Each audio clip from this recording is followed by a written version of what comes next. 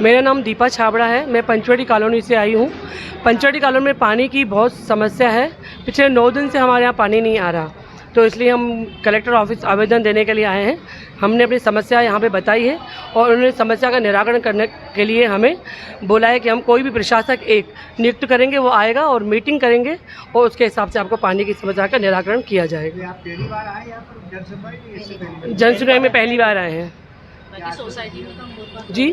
क्या आश्वासन दिया? आश्वासन दिया है कि ये करेंगे काम अच्छे से और प्रशासक नियुक्त होगा तो काम अच्छे से होगा। क्या प्रशासक कब तक नियुक्त करें? वो बोल रहे हैं कि 10-15 दिन लगेंगे। और क्या क्या समस्या है? नहीं, अभी तो पानी की समस्या है, पहले इसका निराकरण हो जाए, फिर आगे की समस्या हम बताएंगे। समस्याएं तो ढेर है, समस्याएं तो बहुत है, गंदगी भी है, झाड़ू नहीं लगती है, झाड़ू भी नहीं लगती है।